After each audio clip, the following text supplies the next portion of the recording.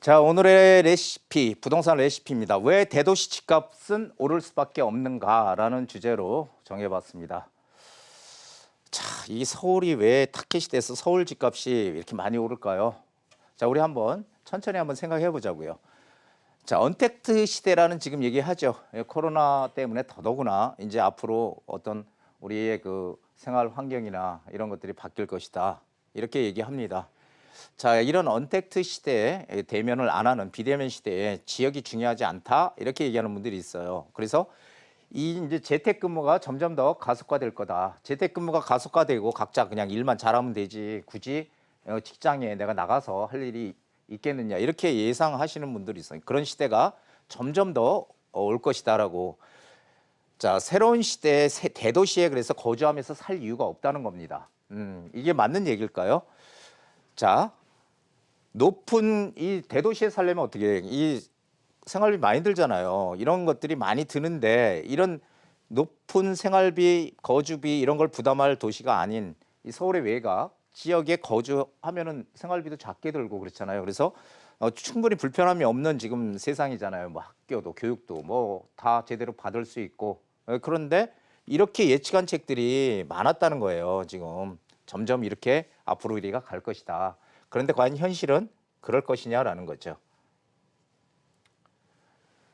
시간이 지나 보니까 오히려 사람들은 이 대도시로 지금 몰려들고 있다는 거죠. 예, 왜 대도시로 몰려들까?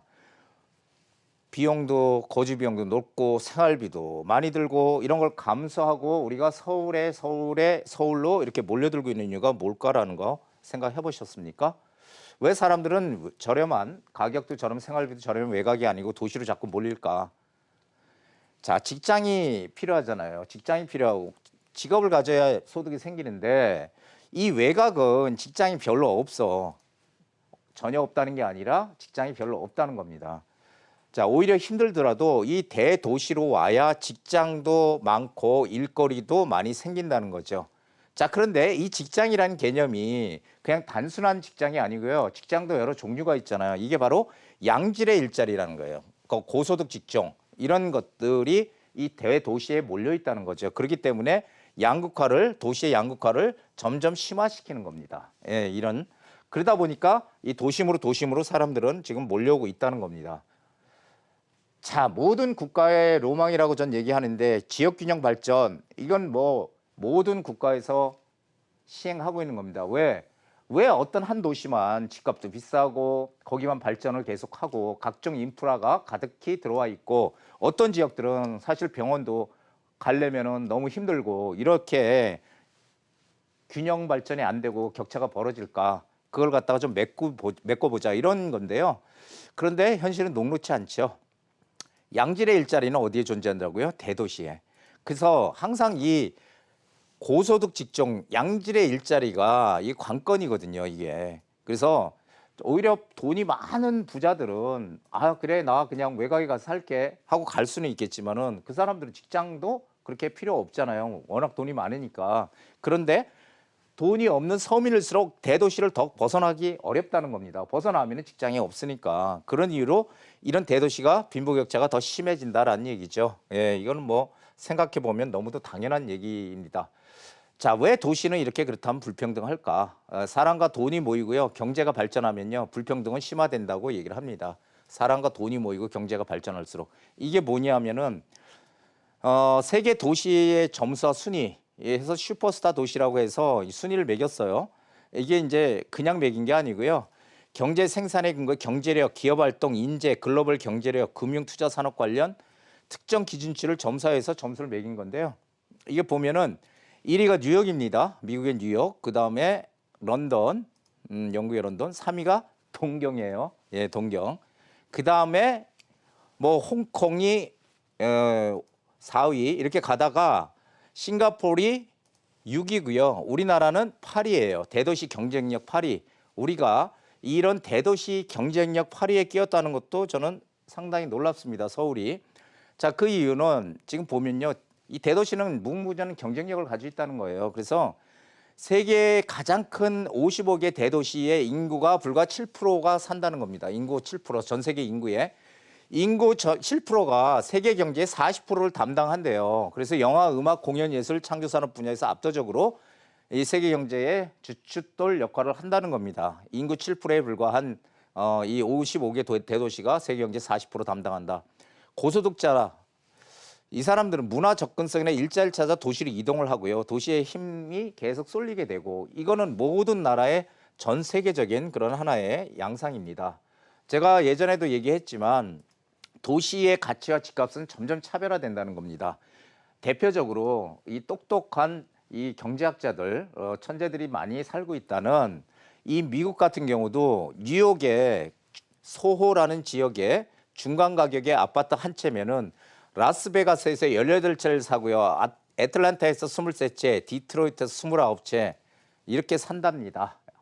지금 이런 나라조차도 지역 균형 발전이 아니고 오히려 균형이 점점 더 커지고 있다는 거예요.